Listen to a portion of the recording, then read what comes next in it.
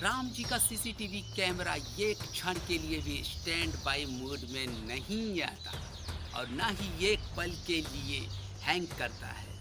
फिर तो switch off की बात ही छोड़ दो।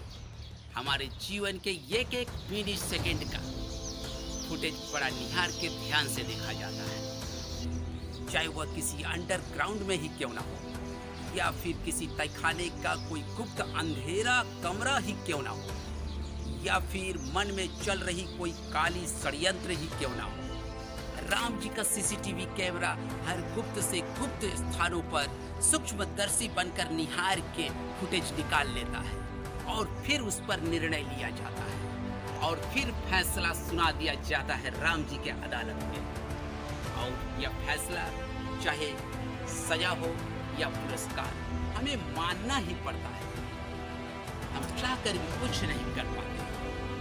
हेलो फ्रेंड्स, आपका स्वागत है YouTube के मेरे चैनल भरत की ब्लॉग में।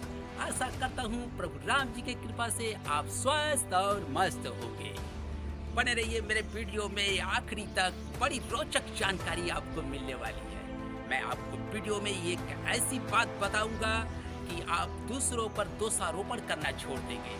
आपकी खुद की जिंदगी संवर जाएगी, सुधर जाएगी और मन की सारी इच्छाएं पूरी होगी, ये मेरा दावा है। लेकिन उससे पहले आप मेरे चैनल को प्यारा प्यारा क्लिक करके सब्सक्राइब कर दे और मेरे वीडियो को लाइक कर दे। Thank you, lot of thanks. हमें अपने कुकर्मों व अपराधों का दंड तथा सुकर्मों व परोपकार का फल जरूर मिलता है। यह राम जी का विधान है। हमारे कर्मों के आधार पे हमें फल व दंड लेना ही पड़ता है। हमारे चाहने या न चाहने से वह रुकता नहीं, बल्कि मिलकर ही रहता है। हमारी चाहत का राम जी के विधान में कोई प्रभाव ही नहीं पड़ता। इसलिए तो बड़े बुजुर्ग कह गए, जैसा कर्म करेगा वैसा फल देगा भगवान। ये है गीता का ज्ञान, ये है गीता का ज्ञान। फिर राम जी भी तो अपने बंदों से कहते हैं, अपनी चाहत के आधार पे तुमने कर्म क्यों नहीं किया, मैं वैसा ही फल देता। कई बार तो यह देखा जाता है कि कोई व्यक्ति दूसरों की आंखों में धूल झोंक गया और कोई बड़े सफाई से सफेद झूठ बोल गया, कोमा पंडित बनकर, और वह सोच रहा है कि किसी को पता भी नहीं चला। कोई बड़ा छिपा कर अपने गलतियों, कर्मों और अपराधों को अंजाम दे गया और यह सोच रहा है कोई जान भी नहीं पाया। कोई बेटा अपने माँ बाप पे अत्याचार कर रहा है और यह जता रहा है कि जैसे कुछ हुआ ही नहीं। कोई बहू अपने सास ससुर पे और कोई सास ससुर अपने बहू पर अत्याचार कर रहा है और यह जताए जा रहे हैं जैसे कुछ हुआ ही नहीं।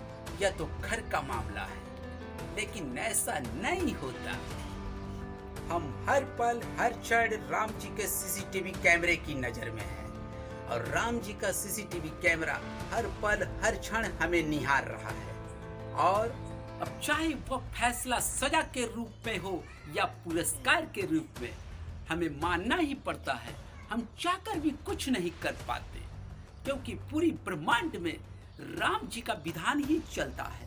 अब पूरी ब्रह्मांड का सर्वोच्च न्यायालय राम जी का न्यायालय है, यानी राम जी का अदालत। जैसे कोई व्यक्ति सुख और पुरस्कार के रूप में फल प्राप्त करता है तो वह किसी का एहसान मानता है और राम जी को थैंक यू भी कहता है। लेकिन जब वह कष्ट, दुख और सजा के रूप में फल प्राप्त करता है तो किसी पे दोषारोपण करता है और राम जी के विधान पर प्रश्न चिन्ह भी लगाता है।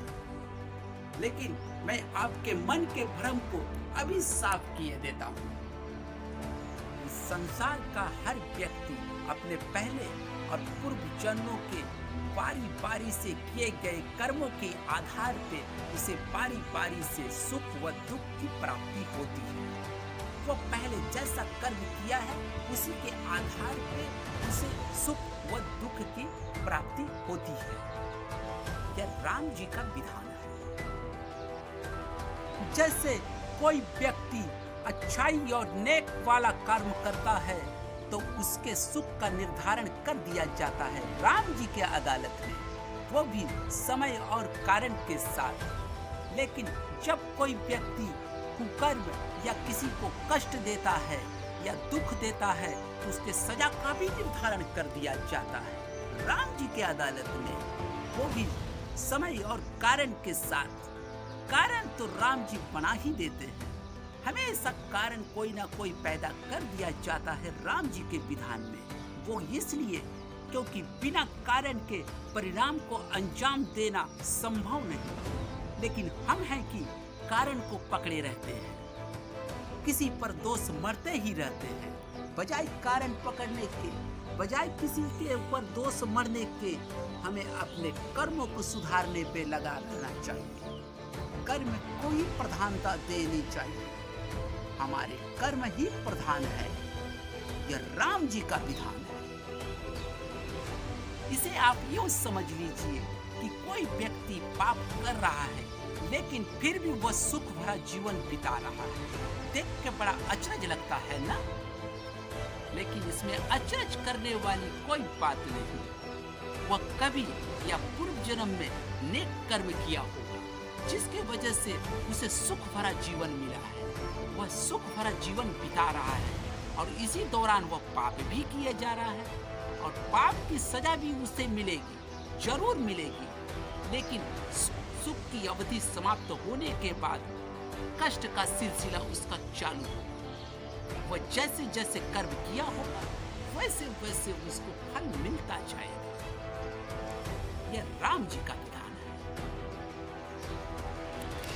वही अपने फायदे, स्वार्थ, धन की लालच और अहिंसा व ईर्ष्या के कारण किसी की हत्या करना, चोरी करना, छल और कपट करना घनघोर पाप कर्म की श्रेणी में गिनती होता है। वहीं चरित्रहीनता, बलात्कार, अहंकार, किसी का हक व अधिकार उसी को देने के लिए उसी से रिश्वत लेना, किसी के चुगली कर किसी को भड़का देना, सांप्रदायिक दंगा फैलाना उतने ही बड़े पाप कर्म की श्रेणी में गिनती होता है। और तो और अनायास किसी पर कीचड़ उछालना, यानी बिना कारण किसी को बदनाम करना, बिना कारण किसी पे उंगली उठाना, किसी के भावनाओं को ठेस पहुंचाना, किसी के मजबूरी का फायदा उठाना, किसी का मजाक उड़ाना, किसी को रिझाना, ये सब भी पाप कर्म की श्रेणी में ही गिनती होते हैं। मेरे दोस्त, किसी के मन को दुखाना, किसी के दिल को तोड़ना, किसी से अपशब्द कहना यानी गाली गलौज करना, ये सब भी पाप कर्म की श्रेणी में ही गिनती होते हैं। मेरे दोस्तों, एक बात और जान लीजिए, इस दुनिया में कुछ औरतों को विधवा जीवन बितानी पड़ती है, लेकिन वो अपने अज्ञानता के कारण, अपने कुकर्मों को न समझते हुए वो राम जी के विधान पे ही कहीं ना कहीं आरोप लगाती है। दरअसल उसके पिछले कुकर्म, पूर्व जन्मों के पाप के कारण उसे बेवा जिंदगी बिताने के लिए बेबस किया गया है राम जी के अदालत की तरफ से। और हाँ, एक बात मेरे दोस्त, अपने राष्ट्र का संग धोखा, अपने देश का संग द्रोह करना महापाप कर्म की श्रेणी में गिनती आता है। जब गलती हो गई है तो सीधे सीधी प्रायश्चित का रास्ता ढूंढ लो। जब अपने गलतियों और पापों का पता चल जाए तो उसी क्षण अपने गलतियों और पापों पर पूर्ण विराम लगा दो और सीधे सीधी गुरुदेव के शरण में आ जाओ। वहीं आपके पाप के सारे पाप का निदान हो जाएगा।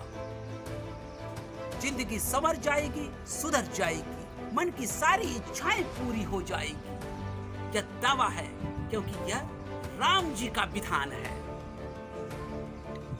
अपने गलतियों को स्वीकार करना सीखो, वरना झेलते रह जाओगे। रोग के रूप में, निर्धनता के रूप में, कुरूपता के रूप में, असफलता के रूप में, अपमान के रूप में, निसंतान के रूप में, बेबसी के रूप में, परेशानी के रूप में, लाचारी के रूप में और मानसिक तनाव के रूप में और ना जाने किस किस रूप में झेलना पड़ सकता है।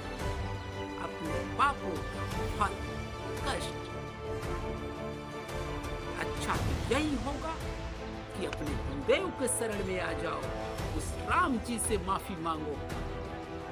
हो सकता है आप झेलने में कुछ कमी बरत दी जाए, क्योंकि यह राम जी का विधान है।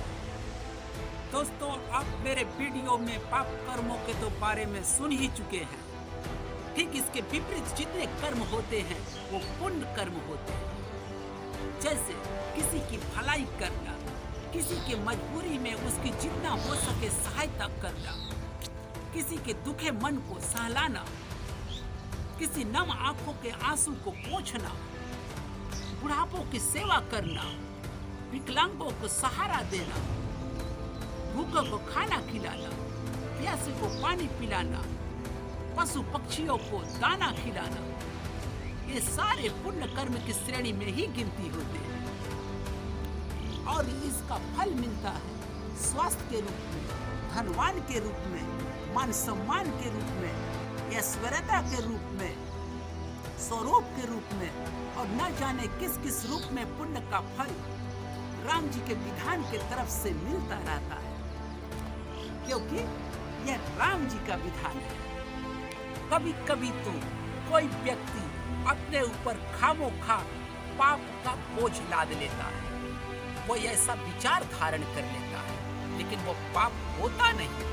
जैसे कोई व्यक्ति खाना का पैकेट चुराया, वो तो पाप है, लेकिन रास्ते में उसे कोई भूखा व्यक्ति, कोई भूखी औरत मिल जाती है, या कोई भूखा बच्चा मिल जाता है, जिसको उस खाने की पैकेट की उससे ज्यादा जरूरत होती है, सबसे ज्यादा जरूरत होती है, और वो व्यक्ति उस खाने का पैकेट उस भूखे बच्चे को या औरत को या उस पुरुष को दे देता है, तो यहाँ वो पाप नहीं, वो पुण्य की श्रेणी में गिनती कर लिया जाता है राम जी के अदालत में।